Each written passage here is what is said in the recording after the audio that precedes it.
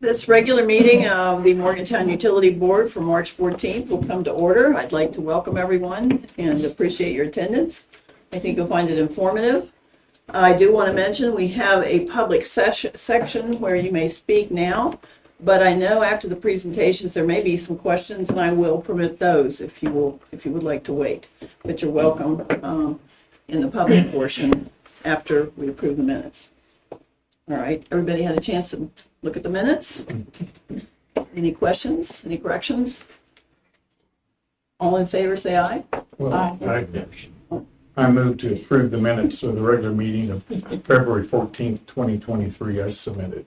I'll second. All right, all in favor? Aye. No one opposed? Motion carries. Okay, public portion. Do we have anyone who wanted to speak at this point? Okay. In which case, we also have no new business. We will move on to old business. Mike. Hey, first, we have the Upper Pocono Sanitary and Stream Restoration Project. Right now, E.L. Robinson is scheduled to provide an updated set of drawings before the end of March, addressing comments from the public from our meeting that we had at the Wiles Hill Community Center. They're also working on some additional field verifications.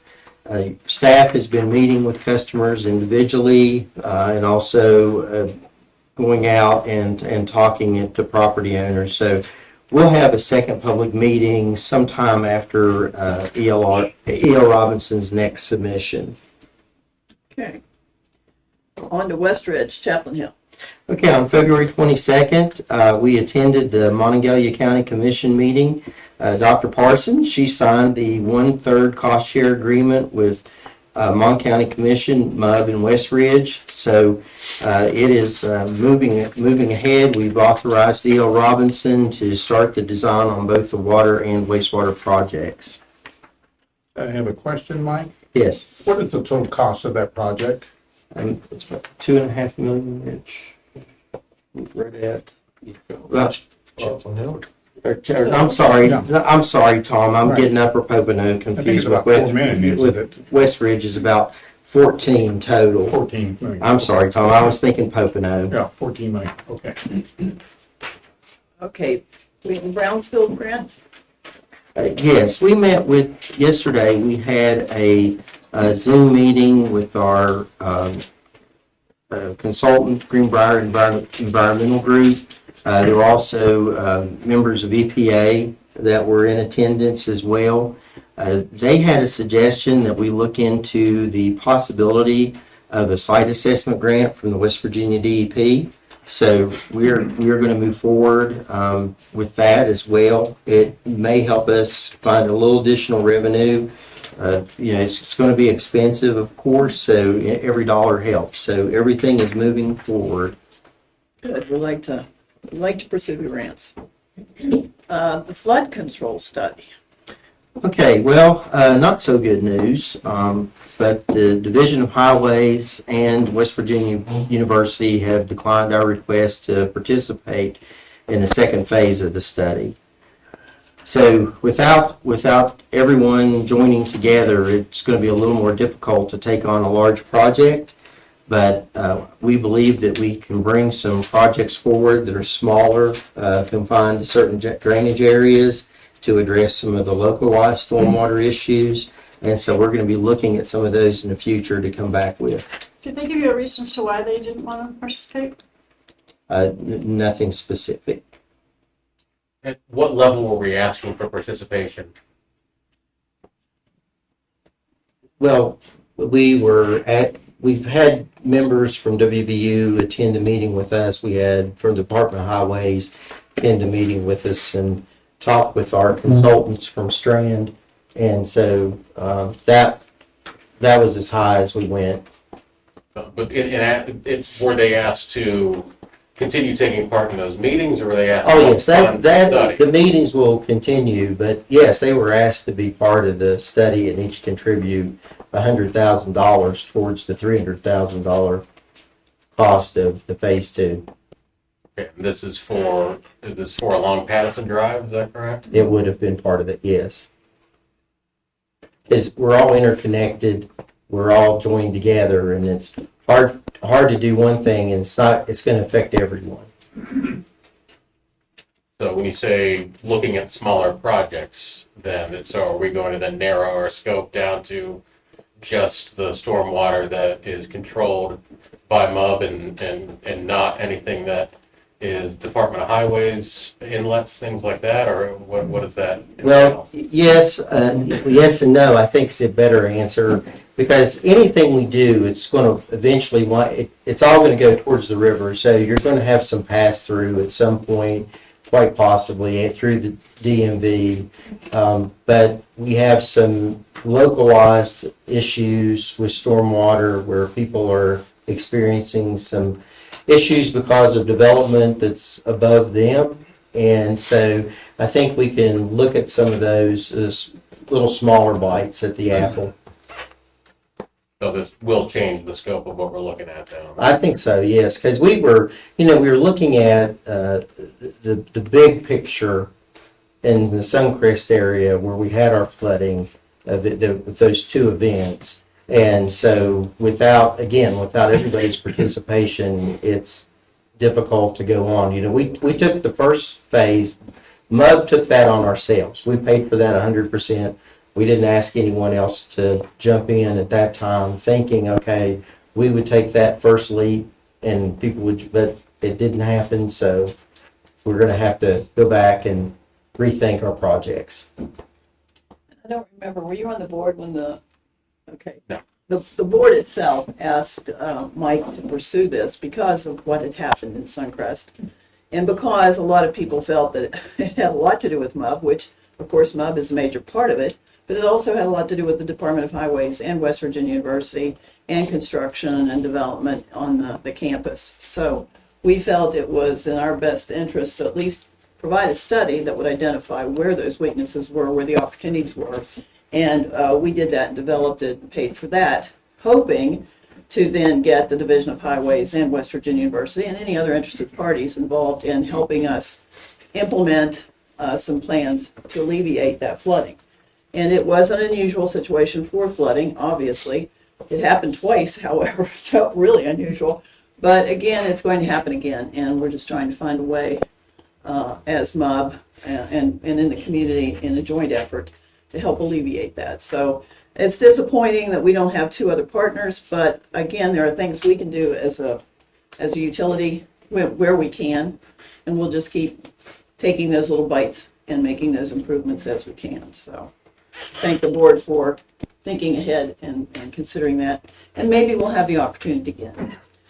Maybe these folks will have an opportunity in the next year or two to come back and say they're ready to participate. We'll keep our fingers crossed. Okay, thank you. Coben Creek Reservoir. Okay, well, the reservoir is about 95% full. Got to thank Mother Nature. Every day during construction, we had rain every other day. Now that we need the rain, it never rains. So that's a little problematic to fill the reservoir when that happens. But it is progressing. Rich, when we're thinking next week, maybe? Middle of next week. Yeah. 100% next week. Okay. Yeah, we'll be up to the design normal pool elevation, probably Wednesday-ish, Thursday next week. Good. So our supplier came in that we purchased the flow control valve from. They've got it in full operation, and it's on the SCADA system, and they can operate it very smoothly from the plant. They've taken some water from the reservoir and treated it at the plant, so things are moving ahead there. We expect Kanawha Stone will probably mobilize next 2 to 3 weeks to begin work on the Coben 1 dam. Those repairs, just a reminder, that was mandated by the West Virginia DEP. So that was part of the agreement for Coben 2.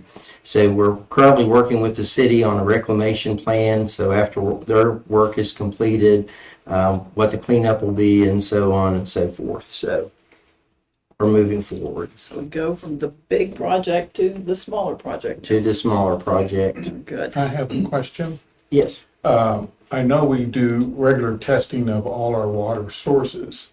Have we done any more comprehensive testing of the water at the reservoir beyond what we normally would do in order to establish a baseline for the water quality there, in anticipation that once people start accessing, there could be potentially deterioration in water quality. Well, I'm going to point to Mr. Greg Shelto. He's sitting here in the audience. He's our manager of production and treatment. And I'm going to let him field that question, Tom, about what the baseline is we have done. We have started a few baseline analysis, hopefully on a weekly basis we're taking it. We still have about, like Rick said, a week and a half before the reservoir is full and we actually start drawing water. We also have samples that we can rely on from our source water protection sampling, which gives us a great baseline. We have over 7 years worth of data on Colton Creek itself, and that's quite extensive. I can tell you that what we have looked at so far looks really good. Okay, we don't see any difference that we really found in the creek itself, and it's, like we said before, it's a much better water source than the Mon River itself. Okay. Terrific. Okay, thank you, Greg. City of Westover, and speak a little louder. We don't have microphones tonight, I'm sorry, but we are being recorded, so you can listen later if you have the opportunity. Okay, the City of Westover staff has spoken with officials from the city about acquiring the stormwater system as well as the sanitary sewer system. However, Westover does not have a stormwater utility, and they manage it through their Public Works Department. So right now, they're only interested in MUB acquiring the sanitary sewer and not the stormwater. We have received some data from the city, but that was late last week, and we haven't had the opportunity to really dive into it yet. Terrific. Office renovations. Okay. Staff met with Omni Architects on March the 2nd to talk about the proposals.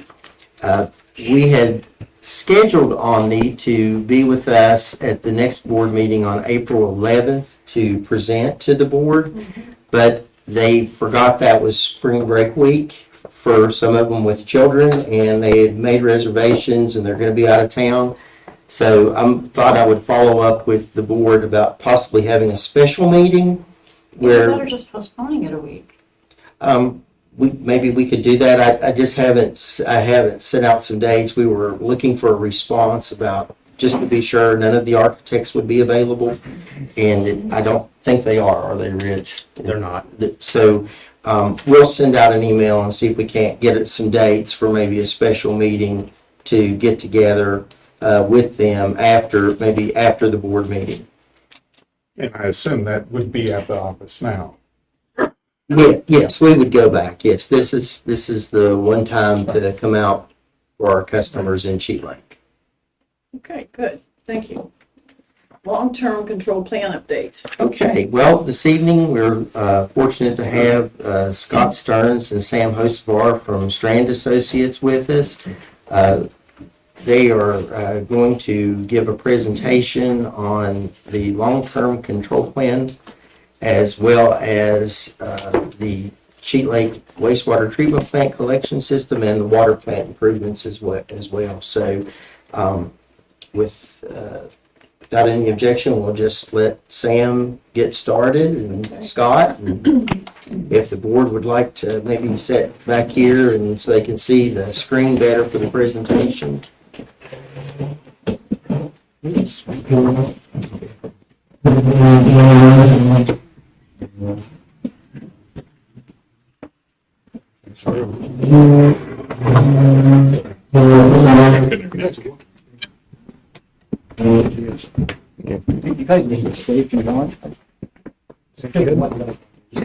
Like this?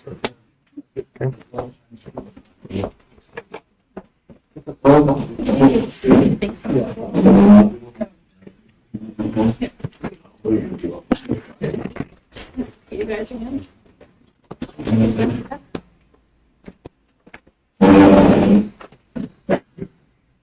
So I'll click through. Yeah. Okay, great. All right, we ready? It's gonna take them 1 second. got to reconnect. It goes to sleep when we close the little thing. Okay. It'll take probably about 1 minute, 2 minutes. Okay.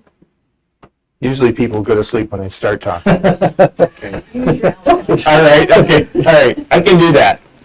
All right, well, thank you, everybody. Thanks for the opportunity to speak here tonight. There's nothing worse than an engineer with a podium, so I'll try to make it somewhat interesting.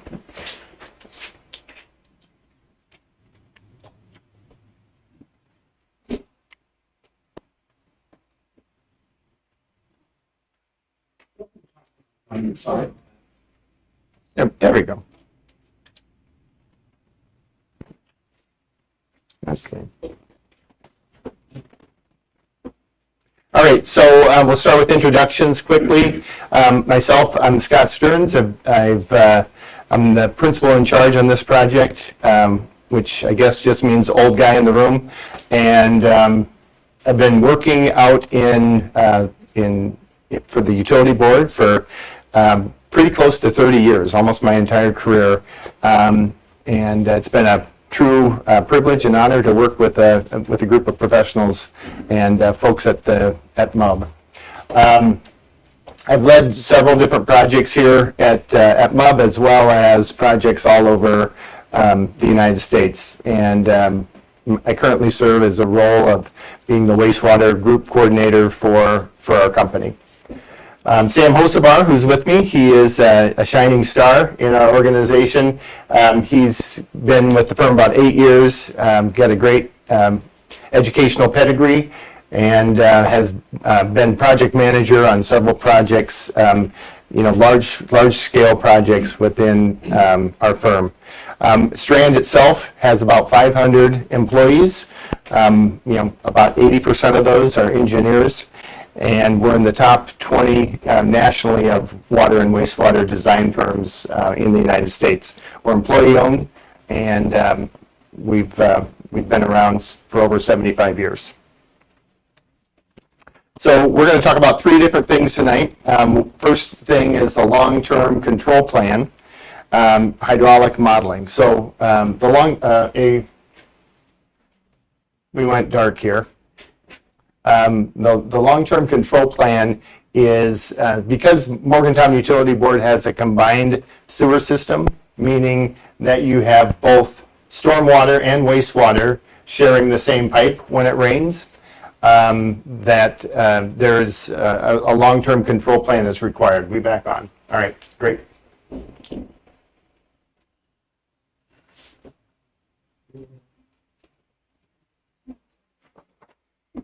Okay, so on the left-hand side, so again, Morgantown does have a combined sewer system, so I'm going to try to keep the acronyms to a minimum, but a CSS is a combined sewer system. So that means that there's both stormwater and wastewater that share the same pipes during rain events. So on the left-hand side, it's kind of difficult to see, but what it's meant to represent that during dry weather, the wastewater goes to the wastewater treatment plant, and there's really nothing going in the storm pipes.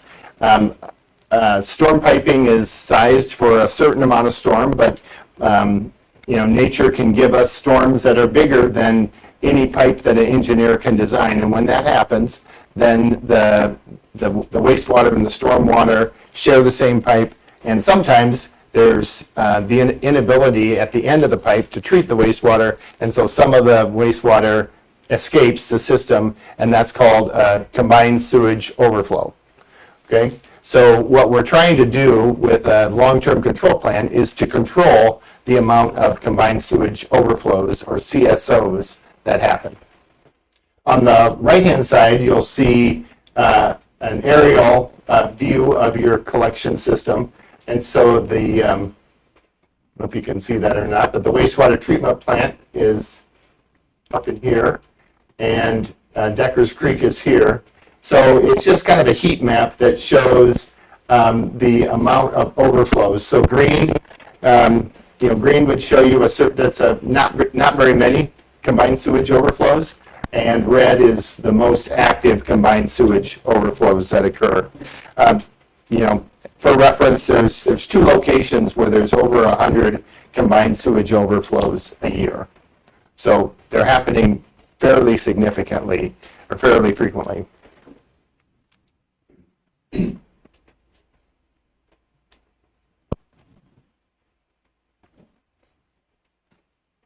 Okay, so a little bit of a timeline here. 1994 is when this whole thing started. That's when the combined sewer, a CSO policy, combined sewage overflow control policy was first established. So that's 1994. About 1999 to 2002, we got involved helping the utility board meter, model, and then come up with solutions to potentially handle to control the overflows that are happening within the system.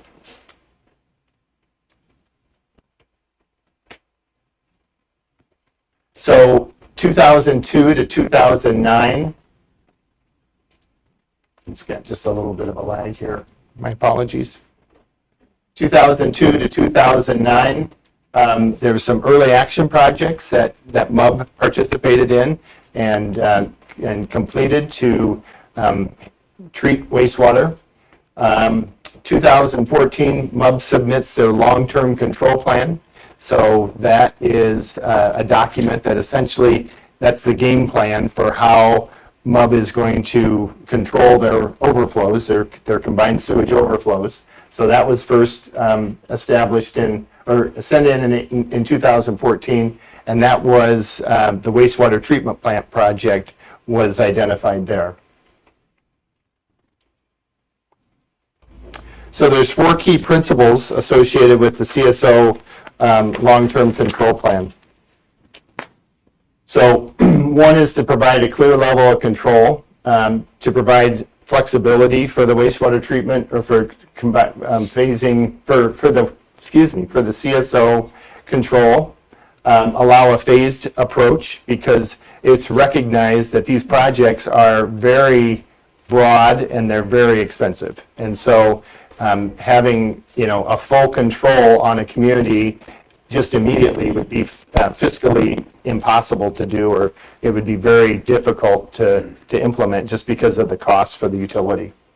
And then finally, it allows a review and revision of the policy or of the long-term control plan as projects get installed and get built, and then we monitor how the project performs, and then develop the next set of projects. So what were the findings from the 2014 long-term control plan?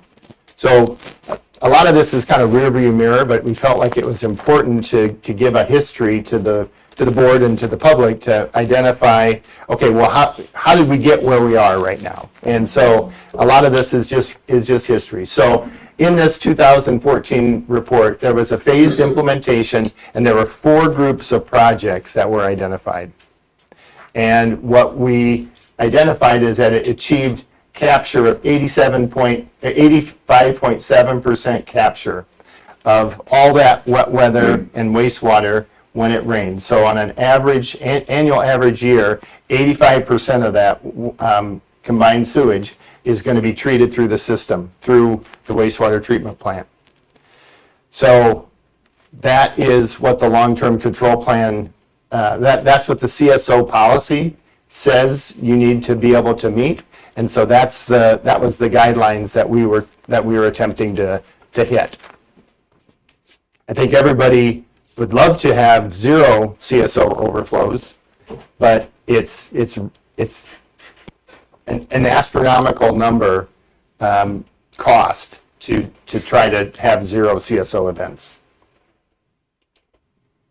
So the group 1 projects are essentially complete. So remember, there was 4 groups. So this group 1 project, they're done. So Star City Wastewater Treatment Plant, that has been completed. Pocono Run Interceptor, the first phase of that project, and then Central Mon grit removal project All three of those are done. The right-hand side kind of shows A, B, and C. Those are the locations of the projects that occurred. Over $100 million has been invested into this system.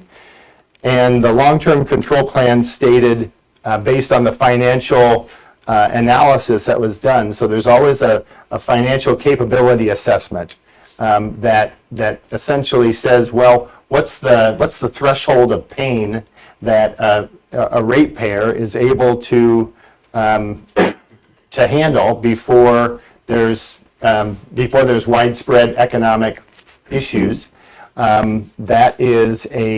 That's a number that is calculated, and there's guidance for calculating those metrics, I guess is what a better saying. So all of these things that were identified in the Group 1 projects, all these elements, treat wastewater 24 hours a day, 7 days a week, 365 days a year. So these are projects that aren't just activated during a wet weather event, they're working all the time. So that's Group 1. There's 3 more groups. So the 3 more groups are, one of them is an upgrade to be able to handle even more water through the Star City wastewater treatment plant. Group 3 is improvements along Deckers Creek and Pocono Run to be able to minimize CSO overflows there. And then Group 4 is a Central Monongahela River wet weather treatment project. And the locations of those are shown on the right-hand side on the map there. So the real rub on this is that because the long-term control plan was originally installed early on, back in 2002, that's when the long-term control plan was originally written. It's been, what is it going to be, 2023 right now? So it's been 21 years, which is quite a long time. There's an implementation schedule that was required, and when the plan was first developed, 30 years was a very significant implementation schedule. So the schedule that was identified had these projects to be completed by 2030. So that's not very far from now, right? And so there's another $125 million of projects that, if nothing is said, our DEP would expect would be constructed. We're recommending that there's a revision to the long-term control plan so that there's another financial capability assessment that is done to identify the local affordability of such projects. This just identifies how the permit and the long-term control plan are related to each other. The DEP has offered flexibility in how to put together, how to adjust the schedule in the permit, and we believe that if a case is made to DEP, that they will allow a schedule extension.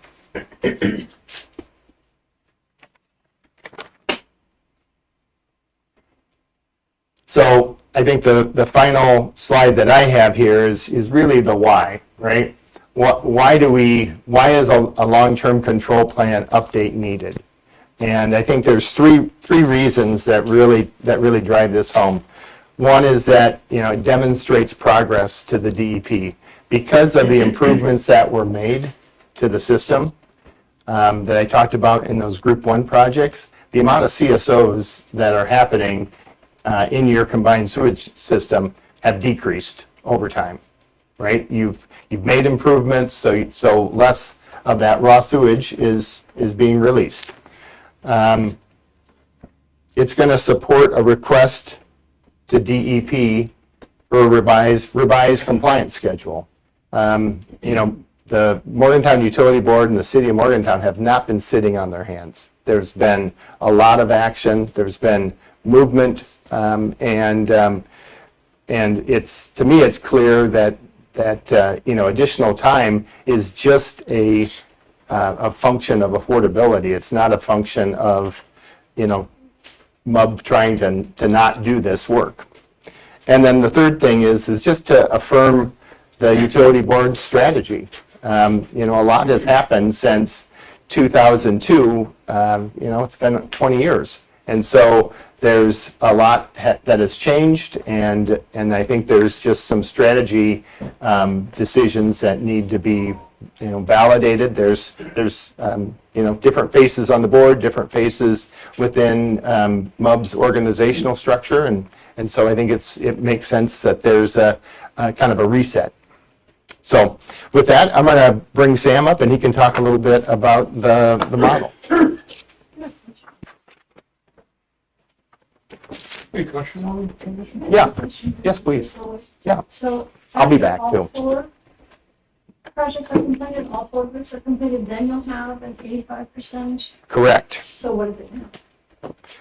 Less than 85%? Yeah. Do we have the number on that? Can we put a pin in it? Because I think I can answer it at the end of my Okay. session. And essentially, we're working on figuring out exactly what it is right now. I think we have data from the previous report that would estimate what it is, but the work that Strand is doing right now is to put an actual number on that based on recent data that we just collected. That would be great for the to know. Yeah, okay. Okay, all right, thank you. Sam Hotzebar. Yes. All right. Good evening, everyone. Thanks. Again, my name is Sam Hosvar, and Scott, I think, did a great job kind of summarizing what has happened to get us to this point. And I'm going to spend the rest of the presentation on the long-term control plan update, talking about how do you make a long-term control plan and what's the steps that we're going through to do that for you. So a long-term control plan update is going to be accomplished in a phased approach. So really, if you break down this process, you can break it down into 4 main components. The first is to characterize the collection system, what you have in the ground and the flows coming into it. We then do hydraulic modeling and agency coordination. Step 3 is to develop treatment and conveyance alternatives. And then 4 is to actually prepare the document, the long-term control plan that would get submitted to the state and federal agencies to be approved. And we've been working on this in a phased approach, like I said. So step 1, the collection system characterization started with a system-wide flow metering program that was implemented in 2021. We installed 70 meters. I got a slide on that next, and I can show exactly where those were implemented. Phase 1, which Strand is working on right now, is to develop a long-term control plan modeling. So that's going to take the data that was collected in the field, update the hydraulic model, and that hydraulic model will be the tool that we use to justify the performance of the system, to get at your question, and in the next phase, how do we pick the best projects to solve the challenges that are actually observed in the field. And so that'll be in phase 2. Phase 2 will be the actual preparation of the alternatives analysis and the document. And so to summarize, system-wide flow metering is complete, phase 1 is ongoing, and phase 2 we estimate could begin as soon as third quarter 2023 this year. So I'll go through each of these in a little bit of detail. The first is the system-wide flow metering, which was completed in 2021. And this was a comprehensive program that was implemented. There were 69 temporary flow meters which were installed in the system. If you want to know what that means, you can look at the picture down on the right-hand side. We actually went into the manholes, installed a little device in the bottom of the manhole to measure the flow going through the system, not only in the sewers that go to the treatment plant, but at each overflow location. So we know exactly how much flow is leaving the system during the period when the flow meters were installed. They were installed from March 2021 through October 2021, which was a great 6-month period, which included the very significant rainfall event that we observed and that you guys have discussed extensively with the stormwater project. So we have some data on the sewer system as well. And so, this is important because your system has many overflow points and we can estimate the flow going out, but until you actually put a meter on the end of those pipes and understand the data, you can't record it. And it's pretty extensive to install and maintain these meters. So it's not something that MUB has invested permanent flow metering technology in. Phase 1 of the project that's underway now that Strand is working on is using that flow metering data to build a hydraulic model of the existing system. So what that means is we're taking your real world pipes and pumps and everything and putting it into a computer simulation so that we can run different scenarios. So you'll see the figure on the right-hand side of the slide shows the sewers that are being modeled currently. And they're really the biggest sewers in the system and the overflow points that convey all the flow to the Star City treatment plant. So this model, it's not going to tell you why your neighbor's house is, flooding or why there's a backup in your basement. This is really meant to be a system-wide model, take a very broad picture look. And so we're going to model the major interceptors, the major pump stations that are part of that interceptor program, and all the CSO regulators. What we then can use the model to do is use it as a tool. We can study the system performance during dry weather and during wet weather for storms that we observed, and then once it's calibrated, storms we didn't observe. We can use it to calculate the percent capture. So we'll know all the flow coming in and we'll know all the flow going out. We do the math there, that's how much flow you're treating. And then we can use it as a design tool. It's much cheaper to do a bunch of iterations on changes to the system and the software rather than trial and error by digging up and putting pipes in, and maybe it's not the right solution. So I'm going to take 3 slides to get into a little bit of detail on how a hydraulic model works. Model, like anything, is inputs and outputs, right? So in my case, I'm going to start by, I guess before I click, inside my computer program, I start by putting all the physical data that I know, the pipes, the pumps, what parts of the system are connected to those pipes, and use some default values or known data to populate the parameters. What we're then interested in putting into the model is rainfall, right? Scott was saying there's certain flows that come in during dry weather, but what we're really concerned about is what happens during wet weather when all of those pipes fill up. So we put the rainfall data in, and then we use that flow metering data and the mathematical equations in that model to come up with the flows that are coming into the sewers. And so there's 2 flows that I care about, right? In yellow, you'll see kind of a line bubbling up and down. That's the base dry weather flow. That's what's coming out of your houses and businesses on an average day. Then when it rains, you'll see that red chart. That's representing flow over time, right? So the flow spikes up during the rain event and eventually goes back to normal. This, the time when that spike hits the max is typically when the overflows happen. The system gets overloaded, and that's what we're really trying to study. And so the first time you put everything into the model, it's not quite right? We use default parameters. We need to make the model specific to MUB system. And we do that using a calibration process.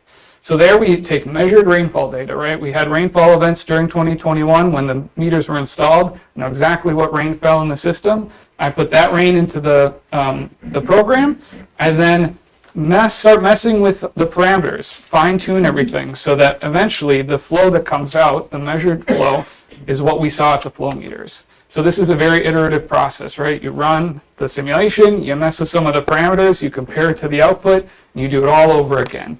And so this has been a very fun project for us, but you'll see that most of the time that we spend on this project is with calibration, because with 70 meters, there's 70 different points that we're trying to fine tune your collection system to match existing data. And so once we're done with that calibration process, I guess before that, this is what that calibration looks like. It's not arbitrary, right? We're trying to get the output to match the observed flows. So before that graph went away, there was a pink line and a blue line. One was the real flow, one was the computer flows. I'm trying to get those to match each other. And we don't do that arbitrarily. There's certain industry standards that get used so that we know if the flow, the level in the sewer, and the total volume, flow rate, gallons per minute, and total volume, total gallons, are all calibrated within industry accepted standards. As long as the majority of the meters and data points fall within that calibration, we think that our tool is calibrated to the appropriate level to use for the next step. Now I say most of it because, like everything, there's always that one tricky meter that's installed in a weird location and the calibration doesn't get quite right. So we try and get as close as we can without spinning our wheels and losing the return on investment. So then once the system is calibrated, we can use it as a wonderful tool to help us with our decision-making process. We put simulated rainfall data in. What if a bigger event happened that we didn't observe? What if we take all the rainfall that we expect to fall over the course of a year, run it through the model? What is the output then? We can do that. The model does its calculations and spits out the simulated flow. And then we can study the percent capture. maybe, we get that 85% without doing anything. That's very unlikely based on the previous work that we're going to do. So then we go back, we iterate again. What if we put some bigger pipes in? What if we put a different treatment system in the middle of what if a new pump station with bigger pumps? That's the value of this tool for Morgantown, right? Without having to do any physical capital improvement projects, you can study what projects to do and do an alternatives analysis. And so right now, to steal the thunder maybe from the next slide, we're in the tail end of that calibration process. So while I don't have the exact percent capture of the system now, I will in just a few months, right? Once we finish the calibration process, we've got everything sort of 85% calibrated. We're going out grabbing some additional field data to validate a couple things and then tightening up that calibration process. So I would expect in the next month or so that that'll be done, and then we can run the design storm simulations and give you the number that you're looking for. So that's phase one, and that'll be complete in the very near future, and that'll give us the tool that we can use in the next phase. And so I do want to talk a little bit about phase two because it's going to build on the phase one scope, right? We've got a hydraulic model, we've got a system where we understand what's going on. So phase two will be using that calibrated model to validate or identify maybe new or novel different projects that we could study. We can size them. We can compare it to our previous modeling data. How does all the projects we expected produce the results that were anticipated in 2004 when the original plan was put there? Were they better? Were they worse? Are they the same? Has development across the city changed any of the recommendations that we had? We're going to then develop costs and do that financial capability assessment or impact analysis for the recommended projects. Prepare a new implementation schedule, like Scott said. It's very unlikely you're going to get all these projects done in the next couple of years, and we're not promoting that, right? So we want to come back with a new plan that outlines everything that needs to be done with a realistic implementation schedule and a true cost and impact on ratepayers. And then we're going to prepare that updated long-term control plan for submittal to state and federal agencies, right? They're the ones that are implementing the federal CSO control policy, and they're a key player in this. We want to make sure that, we've already had meetings with them, and we'll have meetings with them additionally along the way so that they have good buy-in on this process. And then lastly, this agency coordination and the review by, MUB board and, public participants will help reach consensus on the path forward. So, we pulled this figure back in from the 2014 recommendations. That'll be our starting point, right? So the plan may look very similar or it may look different, but we're excited to get to that next phase and work with you on that. So I believe that's the last slide on the long-term control plan update. So if there's any questions on long-term control plan, CSO policy, what's going on, we'd be happy to answer them now. We're going to move on to the next topic. Yes? Can you try to have that information for us at our next board meeting? I don't know if it'd be possible, but if you could try that. Yeah. April. Yes, I think if we don't have the information, What's your question? the question was results for the next board meeting. If it would be possible to have initial results for the next board meeting. I think we could provide you with an update, even if they're not the final results. Generally, we do understand the areas in the system that are troubled now, right? I mean, the area along Deckers Creek, there's recommendations in the previous report for a reason, and we feel that those recommendations are still going to be valid in some form. I mean, there's still capacity issues along that area, and the need for additional treatment. Either mostly wet weather treatment at the existing Star City plant or other places, but we should be able to give you initial findings. Something. Okay, thank you. All right.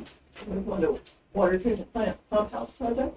Okay, I'm going to save you from Scott for a couple more minutes. I'm going to take this one. So the next set of slides will be on the planning project that we are set to begin with MUB's approval at the water treatment plant. So our understanding of MUB's goals, objectives, and key issues for this project will result in a very successful water treatment plant project. So this slide represents the existing water treatment plant facilities, and if you're not familiar, the city's water treatment plant is located on Downouts Boulevard, right on the Mon River on the southern side of town. very close to MUB's offices. And so this aerial picture here, I've overlaid different colors and the names of the treatment processes. I'm not going to get too deep into the different treatment processes, but this plant has been expanded on over the course of many years. The most recent expansion, planning began in 2008 and construction began in 2010. And it significantly improved the plant by adding membrane filtration as a major treatment process, along with several other new treatment processes. As part of that major project, some of the existing treatment processes shown in green had major modifications. Others, maybe they changed a couple things out here or there. Minor modifications are shown in blue. And then in orange are structures that there were not many major upgrades, if any, to the buildings. And so you'll see there's really only 2 orange buildings shown on that map. One is the filter backwash holding basin, which is kind of a tank, and the other is the river water and high service pump station. And that station is over 50 years old. And that's really the subject or the impetus for some of this planning is to deal with some of the current challenges at that high service pump station. So this building houses the river water pumps, which take the water from the river and put it into the plant, filter backwash water supply pumps, which work with the membrane system, and then the high service pumps that take the clean water and pump it out to the distribution system for everyone to use. And if you see, we've got a photo of the existing pumps. These are some pretty big pumps. For those that are familiar with horsepower, these are 300 to 900 horsepower pumps. So these are some big guys, and they've been kind of installed in a fun fashion inside this building. And so currently the age of the pumps are a concern. Many of them are over 48 years old. The building layout is a concern. It's very difficult to get the equipment in and out and get access for maintenance. There are some structural concerns with the building because of its age. And then finally, the power and controls for these pumps are also aging as well. And so at this point, it's getting harder to source parts for the pumps. It's getting harder to source replacement parts for the controls. And so this is really an area that hasn't been improved in a while and is ready to get its day. In addition to the high service pump, there are some other current and future needs that make it a good time to kind of embark on a planning project for the water treatment plant site. First is considerations for a new high service pump station. There are also some other maintenance projects that need to happen, smaller components. It's been over 10 years since the last upgrade to the facility, so there are some items that are just due to normal wear and tear, due for replacement. There is also the acquisition of the Dinsmore site to the north of the existing treatment plant property, which was, I'm sure everyone on the board is aware. That is a new parcel that was not in play when the last treatment plant expansion happened or the last master planning endeavor was completed. And so this is a real opportunity for MUB to take that site into its long-term planning considerations. And then in addition, outside of the treatment plant, MUB's identified some issues in the collection system that could be addressed with water distribution system modeling and recommendations that come out of that. And then the future planning updates include how to best expand the plant in the future to meet long-term production needs, how to remove emerging contaminants for water quality. And if you pay attention to the news, PFAS is one of those emerging contaminants. As early as today, additional information came down from EPA and concerns regarding that contaminant. And then changes in treatment technology impact the corrosion control treatment that the city has, or that MUB has. And so anytime you change those treatment processes, you want to be sure that you're adequately protecting folks by providing correct corrosion control in the distribution system.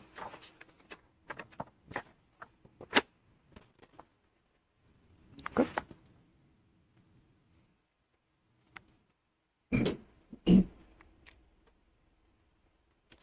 So the new site area in emerging contaminants provides optimal timing for planning updates. So as part of this project, we've recommended taking a step back and looking at the last master plan and how the Dinsmore site could play a part of this, right? How are we going to reach our ultimate capacity? How are we going to use that site effectively now or in the future? And how could that site be utilized if additional treatment processes are needed for PFAS or emerging contaminants?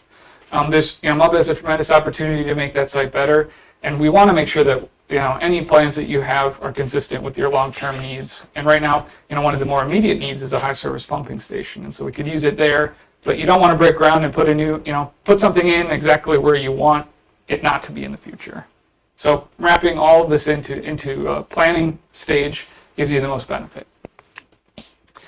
The pump station planning would identify a risk-reward relationship for several alternatives. So we've developed four, I guess at this point, conceptual alternatives for what to do with the high-service pump station. There's alternative 1, renovate the existing building. Alternative 2 could be an expansion of the existing building. And then alternatives 3A and 3B would be completely new facilities, either on the existing site or on a portion of the Dinsmore site.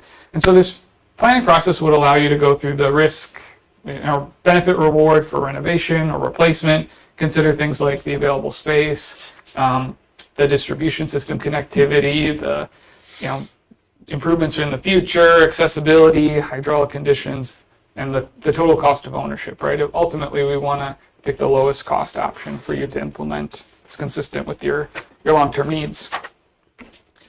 There's an opportunity then for this project to address a lot of the issues that the operators and MUB staff have identified, right? The condition of the existing infrastructure, operability and ease of maintenance, reliability and flexibility. Now right here up top, you can see MUB's existing facilities, how all the pumps are kind of packed into this existing building, not necessarily in a neat, orderly array, compared to another facility that, Strand has designed, where all the pumps are in a nice, neat row with plenty of access and room. And these two facilities have approximately the same pumping capacity. So you would be able to, keep a similar footprint that significantly improve the operating conditions. These pumps do have to pump at a relatively high pressure, so picking the right equipment is essential, as well as providing surge protection and relief. And then the controls and monitoring equipment can be upgraded from a very manual process to one that's more automated, and update your electrical service and power supply to give you consistent operation for the pumps. One exciting thing is, about alternatives analysis is we can consider something that's different from what's there now, right? So we can look at the types of pumps that you have now. They're split case centrifugal, for those technically minded. Another alternative is a vertical turbine pump. And, by picking the right pump for the right application points, even, this kind of desktop analysis, a 5% improvement in pump efficiency, if you're running at 11 million gallons per day of production, could be a $35,000 savings over the course of the year. So there could be a real return on investment for very slight improvements in efficiency. And that's something that we would study and quantify. No question?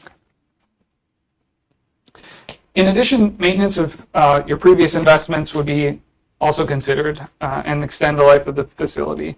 MUB has identified several areas in need of small touches, equipment replacement at the end of its useful life, improvements to the SCADA system, PLC replacement, that's a programmable logic controllers that tells everything to do the right things at the right time. That's electrical equipment that doesn't have a shelf life longer than usually 10 or 15 years. We would also incorporate planning for telemetry equipment replacement. Right now, all of the remote facilities are synced back into the central system using radio, and that equipment is outdated and no longer can't source replacement parts. We could also consider site security and improvements to the administration areas. And so this maybe sounds like a nice laundry list. What we're doing as part of this planning process is identifying the needs, identifying the scope to address those needs and the cost, so that MUB can create an implementation plan going forward. The last element, once my screen comes back up, is hydraulic system modeling. So as part of the 2008 master planning effort, there was also a hydraulic model developed. I know I talked about models in the last thing. This model is for the clean water, not the dirty water, and it covers all of the areas that you distribute clean water out to your customers. And so that model would be updated as part of this project to help you address things like how do we get more flow to this area that's currently underutilized, or how could we replace this pipe that is in poor condition, or how do we expand to a new service area.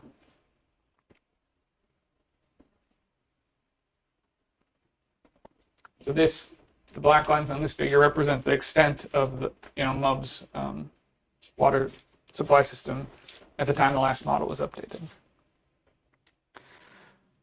So, success in guiding MUB through the design and construction progress will begin with the planning phase. So in the board packet that I believe everyone had, we provided our scope of services for this project, and really it's focused on that preliminary engineering stage, but I did just want to chart out, what happens through this whole process. So we would produce a preliminary engineering report at the end of our scope of services that would be submitted to IJDC as well as state officials for review and approval. Pending approval, we could then begin design and construction on those projects. And so to accomplish that preliminary engineering report, there's several kind of buckets of activities that we would do. One is reviewing the water treatment plant design criteria that helps us size the new equipment appropriately. We complete that hydraulic distribution system model to help understand the current operating conditions both at the plant and in the distribution system. We would validate some of the future improvements that were identified in the last master plan and make sure that they're still consistent with your vision for the growth of the city and the use of the site going forward. We complete our corrosion control desktop study based on the proposed changes to the treatment system to understand, what other modifications you may need. And then maybe most importantly, or not, depending on your point of view, we would tackle that high service pump station and make sure that we are coming up with different alternatives to address the issues to keep the water supply going out of the plant and to all of our customers, or MUB's customers. So the way we're going to do this is through a kind of a building block approach, right? We're going to continually build upon it and keep you guys engaged at all steps. So first we're going to start with a site visit and data review that will also happen at the time of our kickoff meeting, and we would request data from you, and then we would deliver a series of tech memos, right? Starting with some of the concepts from the master plan, building on that with the high service pump station evaluation and evaluation of equipment recommendations. We would complete the corrosion control desktop study and complete the system-wide hydraulic modeling. This is a very linear thing, but some of that system-wide hydraulic modeling will be completed in earlier phases to support that work. And ultimately, all of this culminates in the preliminary engineering report or the deliverable that would be provided to MUB for submittal to state agencies. We had budgeted 12 months to do this work. There's a lot of different work and a lot of pieces. And so the different phases would take about 12 months to complete for planning purposes. Depending on the scope of the design, how much is included in that construction, we would estimate that the design period would be about 8 months after that. That's really focused on the high service pumping station part of the project. And so if there's a lot of other recommendations that come out of the plan, that number could be adjusted accordingly. And then we would expect that about 18 months would be needed to construct a new high service pump station once the design is complete and the plans are approved. So with that, I would love to answer any questions about the scope of the project, any of the language in the proposed engineering services agreement. If there's any other questions, Scott can provide the historical data since he's been around longer than I. What are you trying to say? He likes to wave that in my face. All right. Great. So I'm going to pass it then back over with your permission to talk about the next topic, which is the Cheat Lake project. And Scott will be handling that. All right. Thanks, Sam. Scott, just one moment. Yes, sir. Yeah. He's the one who's light on his feet, though. So, all right. So here we are to talk about Cheat Lake. So the Cheat Lake wastewater treatment plant and Whites Run pumping station improvements update and next step. So, okay, there we go. All right. So there were some project drivers here. I'll just read these off. So project drivers were important on the Cheat Lake plant. So flows and loadings were exceeding 90% of the design flows and loadings. So when I say flows and loadings, that means both the liquid component of wastewater as well as the component that we add to wastewater, right? So that was a major driver. There were sanitary sewer overflows at Whites Run. So just so that we're clear, Cheat Lake is completely separate from the MUB system, in Morgantown. They're not connected. So they're classified as different type systems. So Cheat Lake is called a sanitary sewer system. Morgantown's is called a combined sewage system. So a sanitary sewage system, any overflows that happen from the system are prohibited. Okay, so there are some sanitary sewer overflows that do occur in this system, and so those are prohibited. Those are one of the drivers for this project. We'll talk some more about that later. And then we developed a PER, which is a preliminary engineering report. So we're kind of phase shifted a little bit ahead of the project that Sam just talked about at the water treatment plant. Water treatment plant, we're just starting the study. On this one, we're just completing the study and ready to move into final design if the board chooses to move that way. So I'll read these titles here since some of them are a little bit blocked. So understanding of increased population flows and loadings are key to the required improvements. So this just demonstrates on the left-hand side a growth of the Cheat Lake area. So 3.75% per year has been happening. So 3.75% in 20 years, that would mean about a doubling every 20 years of the population. On the top right are the flows. So on the y-axis, you'll see the flow rate, and then on the x-axis, you see time. So you see these big kind of events. So those big spikes, those are rainfall events. You see the red line right there shows the average day capacity of the treatment plant. So you can see that as time has gone on, that kind of lower blue line is just creeping up, and you're reaching the hydraulic capacity of the plant. Even more so, you can see the red line of the organic capacity of the plant. So again, this plant is getting stressed. It's reaching its design limits, right? I mean, it's an elevator rated for 1,500 pounds, and we got 1,450 in it right now. That's kind of where we're at.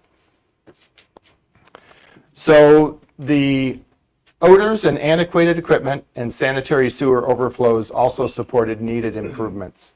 So this just shows, some of the things that were priorities for MUB staff. One was to control odors. We understand that there's odor issues, and there's some things from an engineering standpoint that can be done to reduce those odors.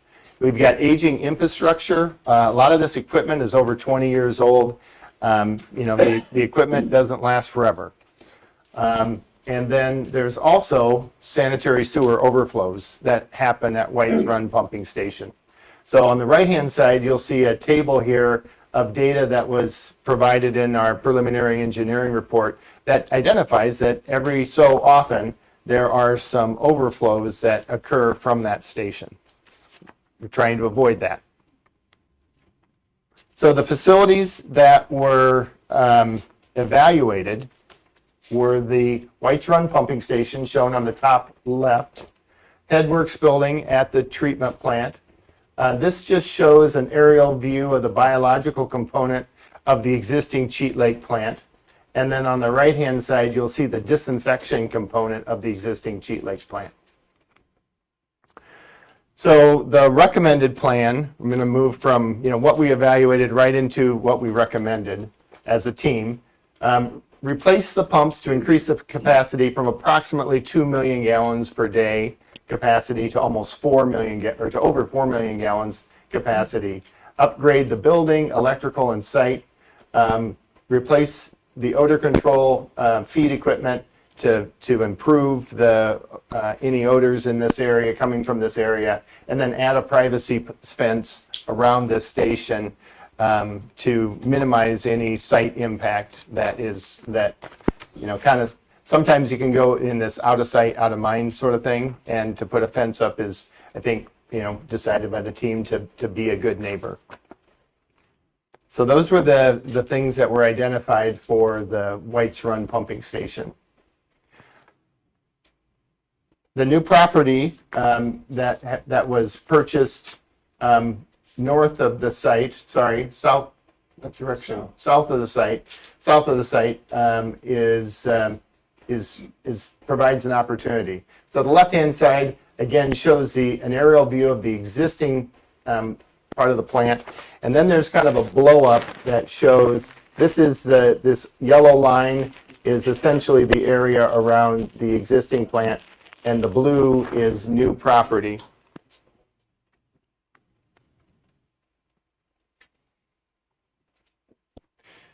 So there were many dozens of alternatives that were evaluated as a part of this. Yeah, sure. Yeah, so this is, yeah. Is that like right next to the Chestnut Bridge Church? Yeah. Okay. Yep. Chestnut Bridge and Lake House. Got it. Thank you. Yeah, you're welcome. Thank you. Okay, so there was dozens of alternatives that were looked at. 2 at the White's Run pumping station, 2 for the preliminary treatment building at the existing wastewater treatment plant. There were 4 alternatives looked at for the activated sludge, 3 for disinfection, and 3 for biosolids handling. So there was a very comprehensive evaluation. A bunch of different alternatives were looked at, were costed out, and essentially the most cost-effective alternative on a 20-year total cost of ownership basis was selected as the recommended, and move forward as the recommended alternative. So the recommended plan is shown up here, and I know this is a ton of information. I'd be happy, I'm not going to walk through every component, but I'd be happy to, because this is kind of the stuff I geek out on, with anybody who wants to talk about it later on. But the lower part here is the existing wastewater treatment plant. So I think I can summarize by saying that everything that currently smells would be identified and odors contained and controlled to the greatest extent that could be done through engineering.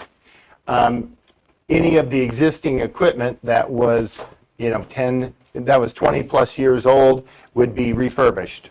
A lot of it doesn't need to be completely the processes and the concrete tanks and those sorts of things are still good. There's still life in those, but some of the equipment is old and needs to be replaced.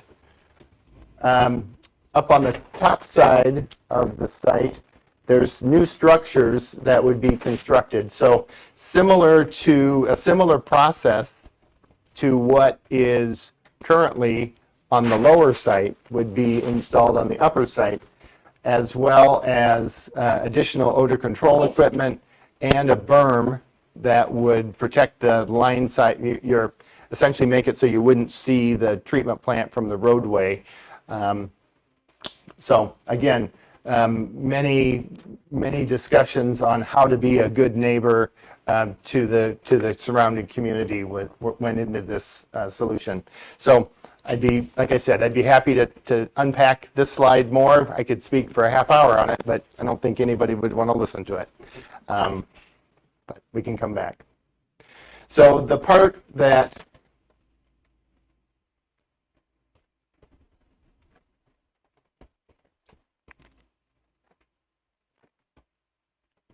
okay. So the part that probably nobody likes to see is the cost of these treatment improvements. And suffice it to say that each and every one of those alternatives, even though the most cost-effective one was selected, it's still a lot of money.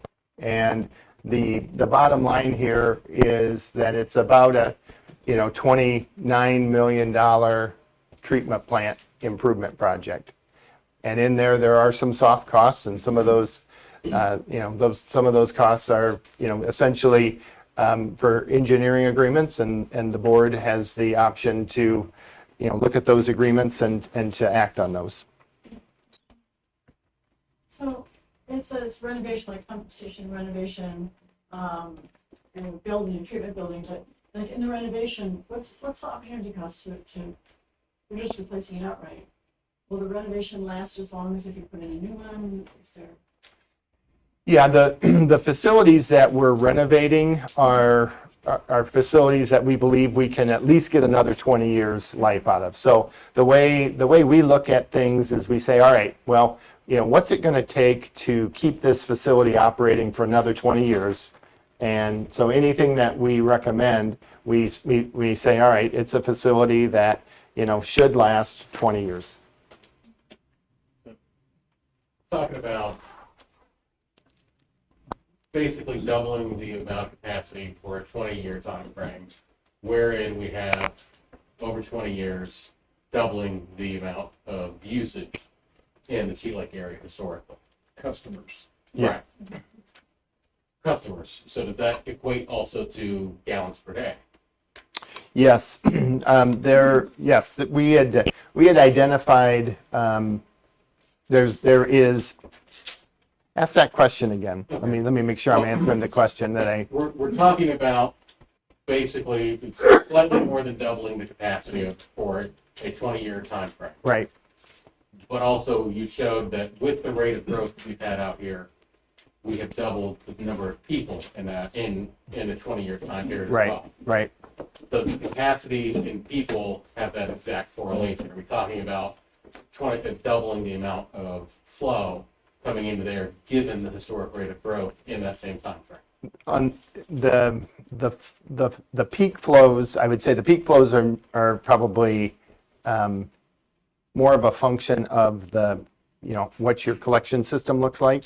The organic loadings, yes, absolutely. Okay. Because we can pretty much predict what sort of loadings are going to come from a household just based on, based on all the years of experience that people have been studying that. Well, then given, and I'm assuming that we would bond this pay for it over 20 years as well. At least 20 years. At least 20 years. Who doesn't want to go beyond 20 if you're continuing to shop at this point? Well, that and my concern is, say we grow slightly more. Yeah. Are we at 15 years going to be kicking ourselves that we are now at capacity, we still have a quarter of the time left to pay, and we need to be thinking about speeding up what we're going to do for the next 20-year period as well? Yeah. So what we've done, hold on one second, I'm just going to answer this question. So what we've done is, Repeat the question. Okay. For the people. yeah, great, thank you.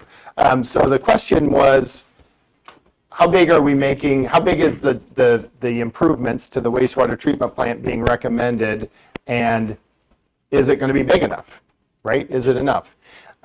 So what we've done is that we've essentially doubled the capacity of the wastewater treatment plant here. And I didn't, I don't know if I can show it to you just immediately, but I did bring along a slide that showed the ultimate capacity. And so what we've identified is essentially a mirror of that oxidation ditch 3 and blue circle tank there. We could put another one up top here to essentially double it again. Okay. And then there's even more space that we could do. Ultimately, you could add a third tank up there. So this site, we believe we could max it out for, I don't know, something almost 60,000 people. So I would doubt, in my mind, it's hard for me to get my head around 60,000 people living out in this area. But if it did, Good problems. yeah, right. If it did happen, that it could be And that's handled with. more easily scalable than the other components that would go in it. Absolutely. That's great. Yep. Yeah. Okay, there was a question back there. So I live right on top of the proposed site you're talking about. I live when we go baseball in the parking lot of the church. What are you doing for us as residents to protect our values? Because I don't think anybody wants to live next to the state of the construction going forward.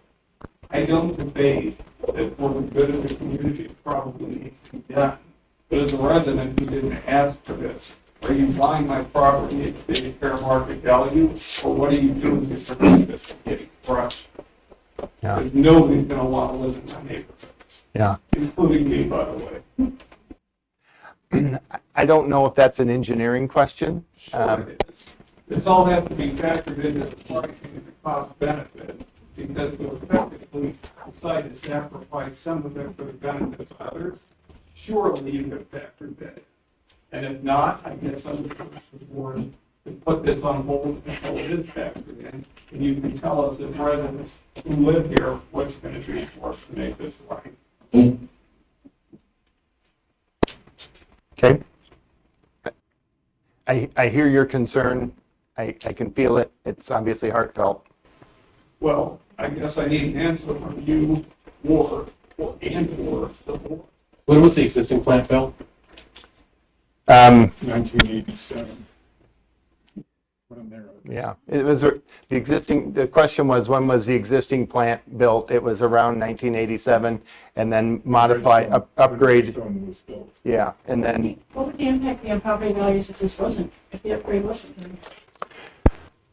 the question was, what was the impact on property values if it wasn't constructed?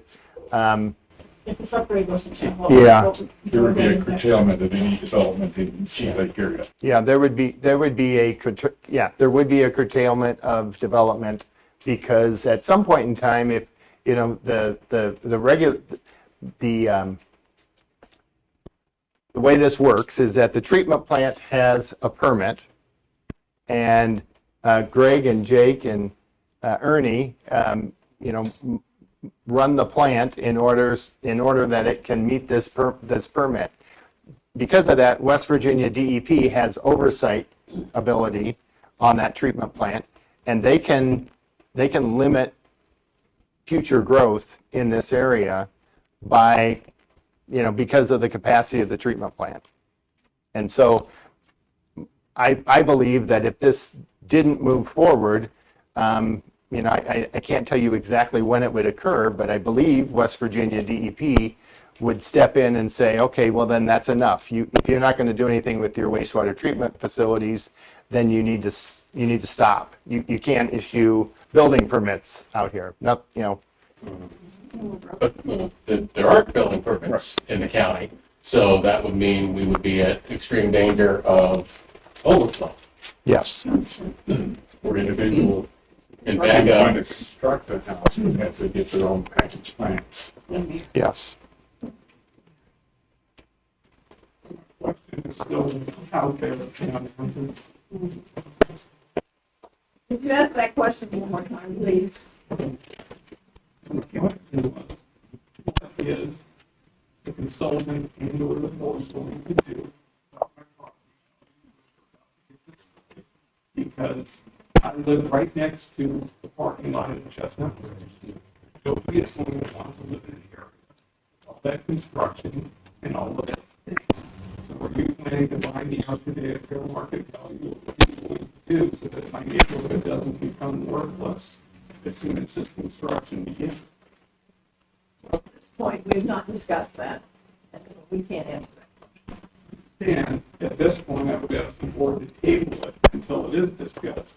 Because effectively, if you don't, the board will snowball my development in the spring. We didn't ask for this. But, so we will take that into consideration. How do you communicate that?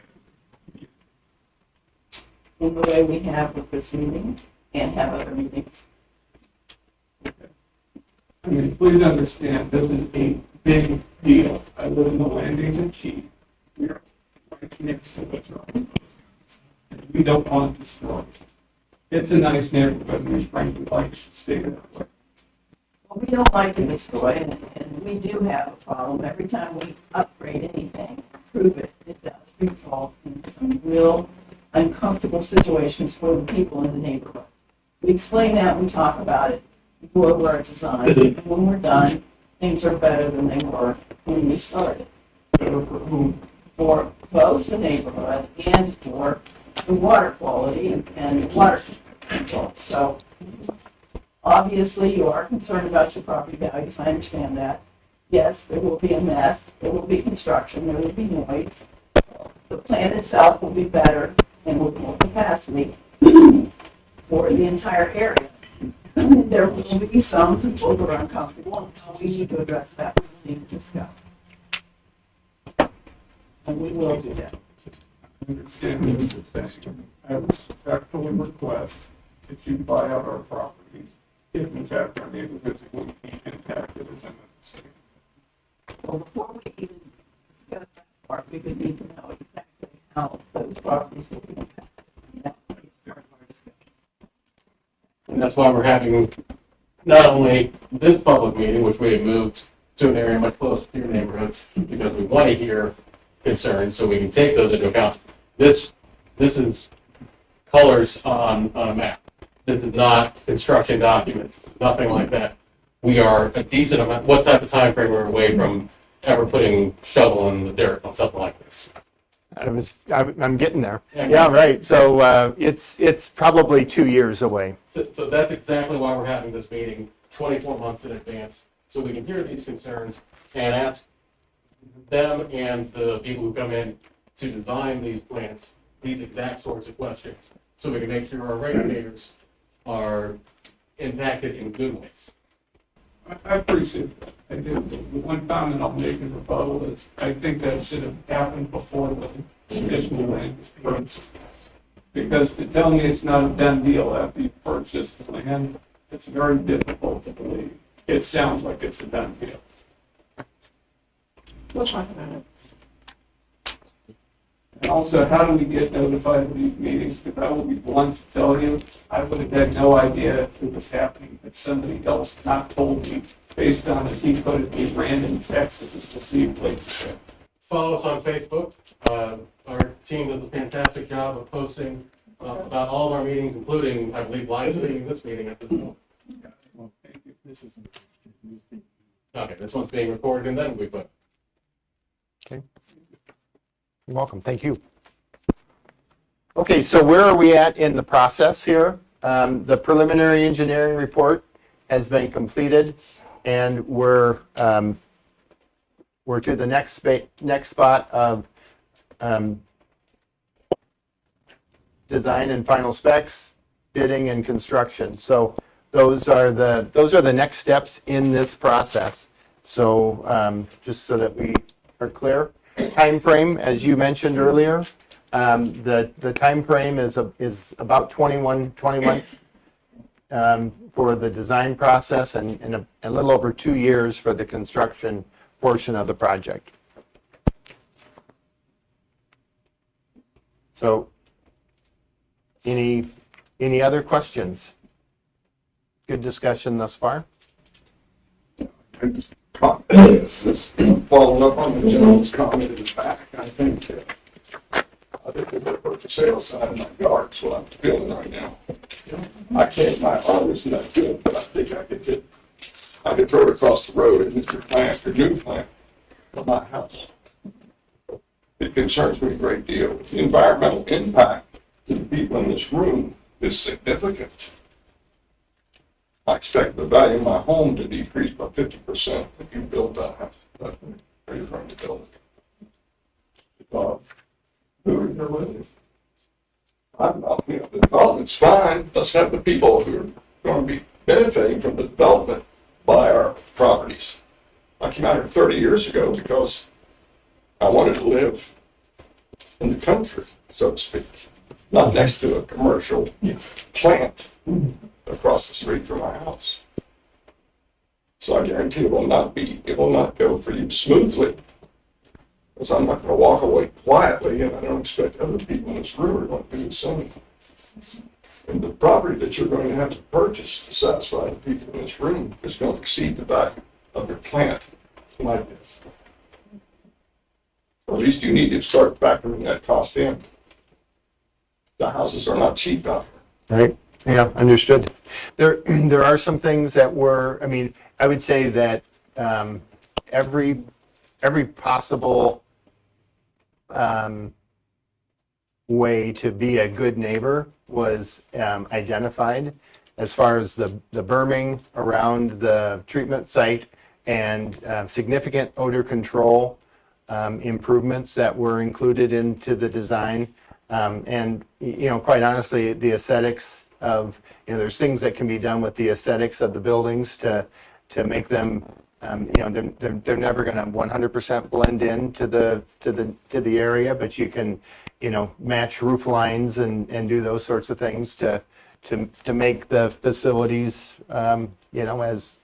as incognito as possible. I understand your concern, and I'm not, There's a recreational area there. There's a marina there. There's a restaurant with outdoor dining. It goes on, the list goes on and on. I'm not sure that's the best location for this plant if you took those things into consideration. Mm-hmm. I know I'm not going to apply this. I've got a hand back up here. Thank you. As the gentleman just identified, there's a very nice restaurant across the street from us. Mm-hmm. There's a beautiful development right on the other side of it. There's an old neighborhood a stone's throw from it. There are multi-million-dollar homes right around this area. And so I think I speak for many people in this room where I say, I don't want this as my neighbor. Stop telling me you're trying to be a good neighbor. I don't want you as my neighbor. Please take your altar to shit and put it somewhere else. I do not want to worship the god of shit in the nicest, most expensive neighborhood in the entirety of the state. And that's all I have to say. Okay, that's not gonna be, this is a public meeting, that's what we're here for, we're not gonna tolerate that filthy talk. I don't want your filthy waste in my neighborhood. Well, this is why we're here, to have a discussion. I just want Well, to we're not make gonna do my that. views clear. I have spoken.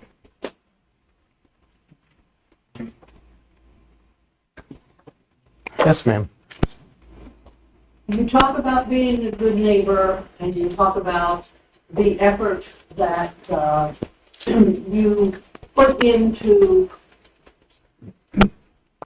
beautifying and hiding what you're building there as the plant. And I understand that since you do this as a business all over the country, Mhm. you have examples of how you have done this. Mhm. Would it be possible for the board to see with their own two eyes those kind of beautifications? Sure. I think it would be educational. Yeah, great point. Yes, ma'am. Does Bug have a plan for incorporating all of the homes in areas that you serve with running water and water that goes to the city and from the city rather than having things on our property that we have to clean up later? I'm not sure I understand that question. Not all of us have a waste system that goes through the city, or the county, for that matter. We're up in Cheat Lake, we're on the far side by the fire department. Okay? Okay. So, pump in there. When, is there a Okay. plan for MUB to incorporate water services coming and going from the homes in that area? Are you talking about drinking water, or are you talking about wastewater? Wastewater.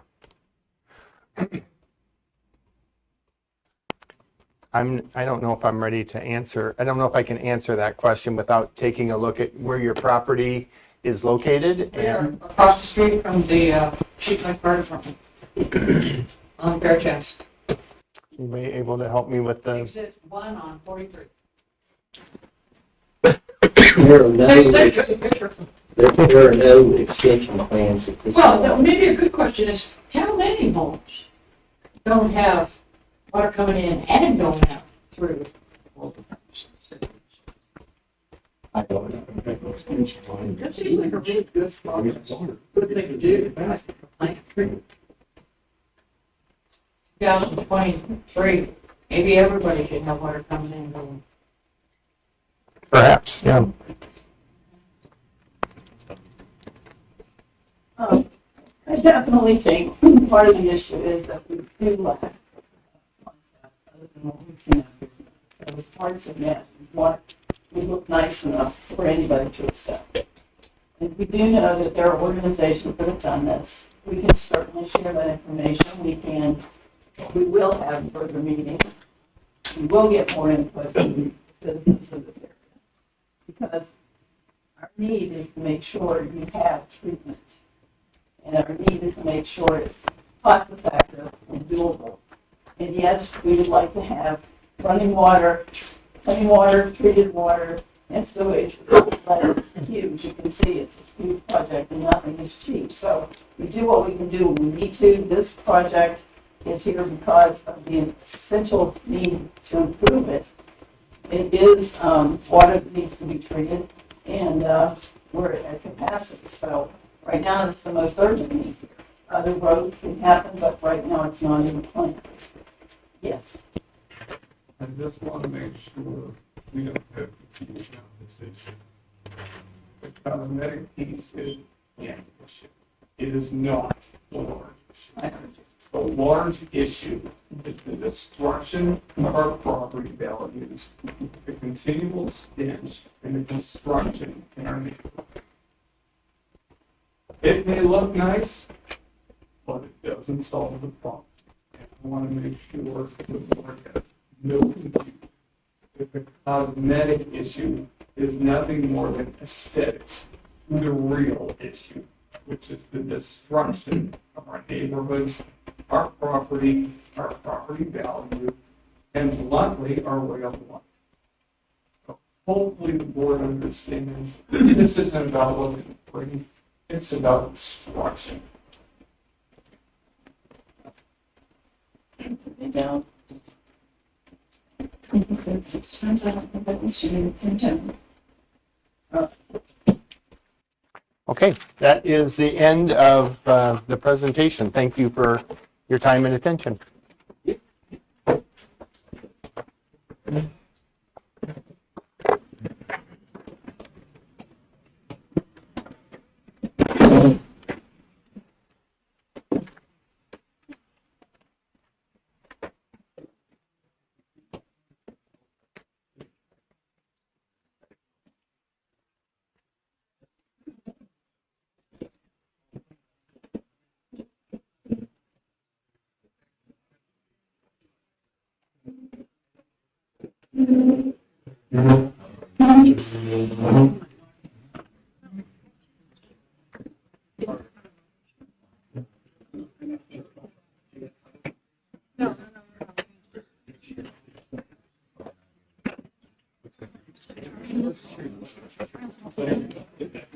Well, right.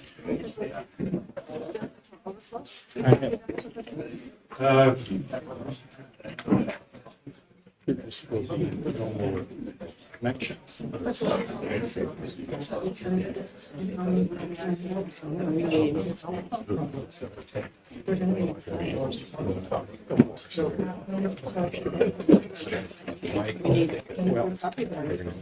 only need one, and that's the water treatment plant pump out. Lives in this neighborhood.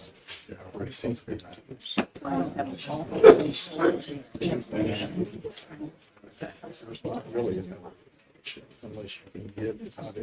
Okay. We are at the point of Then you've got to connect. taking action on the water treatment plant pump house project, as was presented this evening. Do I have a motion?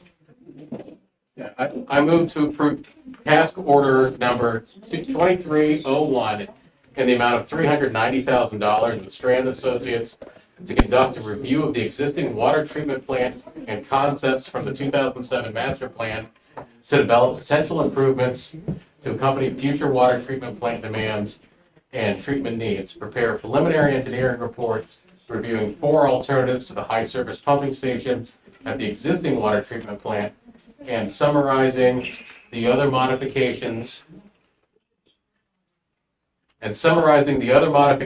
to the water treatment plant complete a hydraulic study of the water distribution system, make a recommendation addressing the Saberton Water Booster Station and distribution system, and make recommendations addressing the cast iron water line serving the Suncrest area of Morgantown. I'll second. Okay, we have a motion and a second. Is there any further discussion on this issue? Again, this is the pump house project at the water treatment plant in Morgantown. No further discussion. All in favor, say aye. Aye. Those opposed likewise. Motion carries. Okay, I would like to thank our two presenters regarding the Cheat Lake Water Plant project and the discussion that we've had, and I would like to thank those who are in attendance for that discussion also. We will take no action on that tonight. But you've given us a lot to consider, and we will do some further planning and some further communication. All right, General Manager's report. Yes, the White Park Sewer Line Replacement Project, the first phase of the project is 100% complete, and that includes reclamation. Staff had a walkthrough with city staff this week, and I think that there may be a few little things come from that that'll have to be addressed, but overall, it's completed. I'd like to just point out that Ken Hacker, our senior engineer that will manage the project, and Joey McDonald, our superintendent of maintenance and construction, and his staff, they've done an excellent job moving this project along at a good pace and very nice cleanup work. We did plant 19 new trees. We're already seeing grass starting to grow with this nice warm weather, so I think everything is moving forward very smoothly. Okay, we have had some interest out in Baker's Ridge. The Baker's Ridge HOA, Gray Cliff, and Brentwald HOA, they've been in discussions with MUB about possibly extending sanitary sewer service.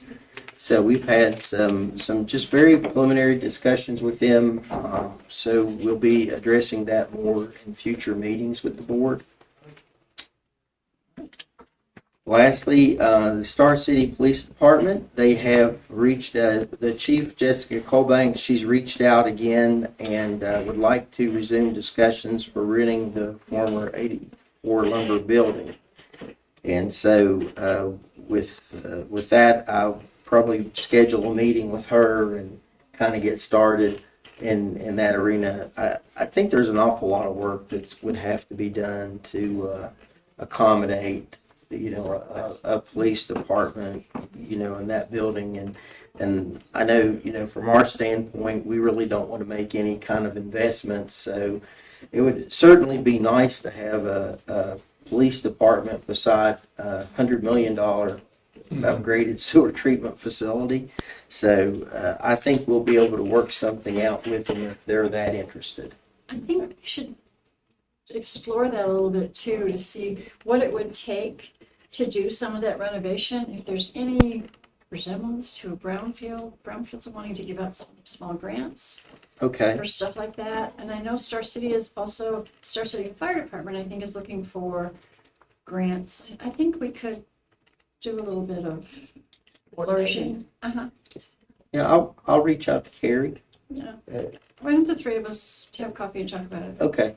Yeah, we could do that. See if there's an opportunity there maybe to help find some grants. Yeah, I think there's a gal in the college that might help us do a little bit of grant exploration too. Okay, great. Yeah, I'm sure they would, Star City would certainly appreciate it because they have, understood that we're not making investments. And so that would be for them. And I really applaud, Chief Colbank. She has some wonderful ideas and she's a much better carpenter than I could ever be. Looks like Carrie's gonna get that extra $5 million, Oh, okay, great. so she'll need projects. Good. Well, let's see if we can't maybe come up with something. Okay, we'll look forward to a recommendation from you at some point. All right, are there any board member issues or items for discussion from the board members? Tom? Yes, I'd like to make some comments about the developments in this area. In 1976, we bought a house in Cheat Canyon Park that had a septic tank. Then in the 80s, I was appointed to be the Secretary Treasurer of the Cheat Neck Public Service District, which had a water treatment plant down on the shores of Cheat Lake. The continued growth in this area led us to ultimately sell the Cheat Neck Public Service District to the Morgantown Utility Board. We have benefited from that sale because we have significant water service quality to our residences.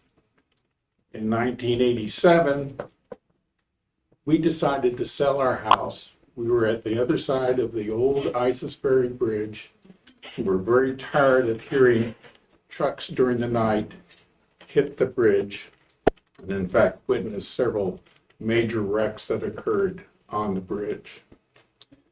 My wife and I decided to sell our house, but prior to selling the house, we had to install our own package plant because the health department would not allow us to sell the house without having an upgrade in our sewage system. We subsequently bought a house. We were the first lot deeded and the third house built in Greystone. And the reason why we did it, because it was a planned development and it had wastewater treatment at the location of the current wastewater plant. During the probably after 2010, I applied to be on the board, the Morgantown Utility Board, and the City Council, in their wisdom, appointed me to be the only non-resident of the Morgantown Utility Board. And I have subsequently served one term and have been reappointed to a second term on that board.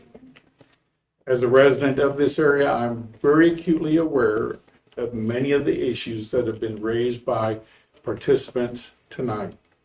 And I can assure you that this board, if I'm the only only board member in this area, I will assure you that these issues will be brought before the board so that we factor them into our consultation. Unfortunately, the absence of any land use planning, the absence of any building permits means that if we continue with the current system, we are going to be maintaining a current system that cannot accommodate anyone else who wants to connect into this system. Our board, and I'm sure our board chair has spoken to this, will take into account all the necessary factors that they can to make sure that any additional wastewater treatment in the Cheat Lake area is done not only in an environmentally sensitive sense, not only in an aesthetic sense, but with a sense that the community that we have out here is largely supporting that kind of development. With that, I conclude my remarks. Thank you, Tom. Anyone else? Yes. I'd just like to thank the folks from Strand on the 3 issues they addressed us on tonight. And also I'd like to thank the administration and Madam Chair for the fact that we had the foresight to come out here to make sure that this is not something that is being done in the dark. This is not something that is being done behind the scenes. As was said, we are 2 years away from a shovel being in the ground under the absolute best case scenario. And so for us to be looking at this, having an understanding of the situation, and having understanding of the concerns at this point is exactly when we need to be having it, because without the study that's been done to this point, we didn't know what we were heading up against as far as usage, hitting our heads up on a ceiling of our capacity. And so I'm very appreciative of this process so that we can make sure that as and if we move forward, it is done so with the community input in mind. Thank you. I think we all agree with that. I think I can speak for the board. What we do in communities is important and it's actually critical. We are essential to development, but we're also essential to the quality of life and the community and the sense of community. And we understand that. We start with the technical side, then we have to meet and discuss. The disappointment that I experience is in the feeling of hostility as opposed to approaching us and saying, we need to sit with you and work with you and let's get together and do that.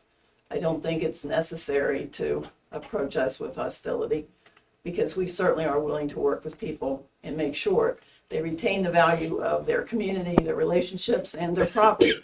It's not an easy job and I'm sure we'll be meeting and working together with people in this community and I'm looking forward to it.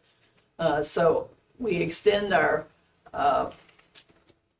intent to involve you, to listen to you, and to resolve this situation in a way that satisfies all of us and particularly meets the safety and health needs that we're ultimately responsible for.